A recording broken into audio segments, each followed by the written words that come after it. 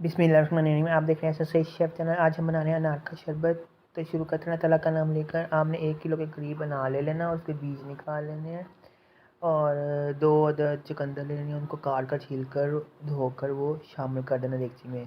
अब आपने इसके अंदर 3 गिलास भर के पानी शामिल कर देना है और इसको बॉयल होने के लिए रख देना है और दम दे देना है ताकि ये अनार और चुकंदर जो से वो गल जाएँ अच्छी तरह से और इनका जो रंग है वो भी चेंज हो जाए और जो पानी इसका रेड हो जाए। जब आप देखें आपका अनार और चुकंदर गल गई है तो फिर आपने इसको ब्लेंडर के जग में शामिल कर देना है और ब्लेंड कर देना है।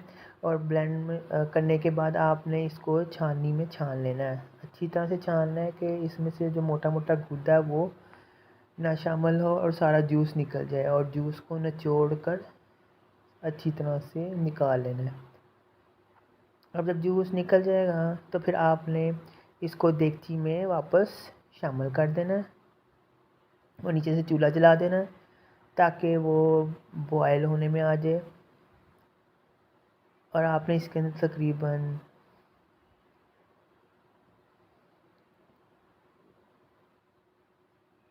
1 किलो के करीब चीनी शामिल कर देनी है और इसको अच्छी तरह से पका लेना है कि चीनी घुल जाए और शीरा बन जाए। जब शीरा बन जाएगा तो आपने इसको हल्की आंच पे रख देना है ताकि ये पकता रहे और शीरा गाढ़ा हो जाए।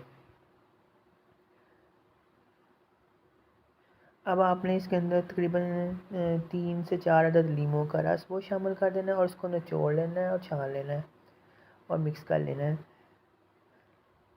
अब 1 चाय का चम्मच आपने इसके अंदर काला नमक शामिल कर देना है और इसको मिक्स कर लेना है। याद रहेगा इसको चम्मच हिलाते रहना, अगर चम्मच ना हिलाया आपने तो ये बाहर निकल आएगा देगची से और गिर जाएगा सारा जूस।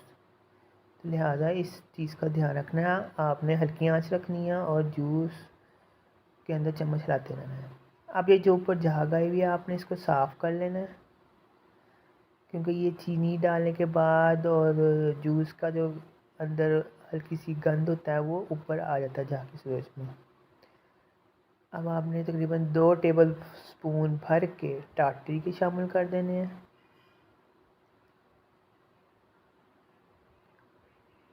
इसके अंदर और पका लेना है। जब ये पक जाए और गाढ़ा होने के करीब आ जाए तो आपने इसके अंदर 1 चाय का चम्मच सोडियम बेंजोएट नामी दवाई लेनी है, उसको पानी में मिक्स करके इसमें शामिल कर देना और मज़ीद इसको पका लेना है ताकि ये मज़ीद गाढ़ा हो जाए। इससे ये होता है कि ये शरबत ख़राब नहीं होता इस दवाई से। अब आपने इसके अंदर चंद कतरे रेड कलर का डालें ताकि इसके रेडिश रेडिश हो जाए और 1 चाय का चम्मच अनार का एसेंस शामिल कर देना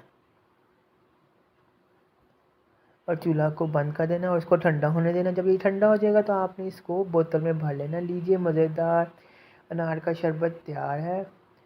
तो लिहाजा आपने अब इसको ढक्कन लगाकर फ्रिज में रख देना है। तो मुझे इजाज़त दीजिए, मेरे चैनल को सब्सक्राइब करिएगा, लाइक कर दीजिएगा और फॉलो कर दीजिएगा। अल्लाह हाफिज़।